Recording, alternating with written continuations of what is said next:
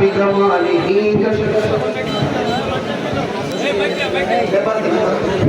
সবাই বসুন। বৃষ্টির জন্য আমরা দোয়া করবো, আল্লাহ রহমতের বৃষ্টি নাজিল করে।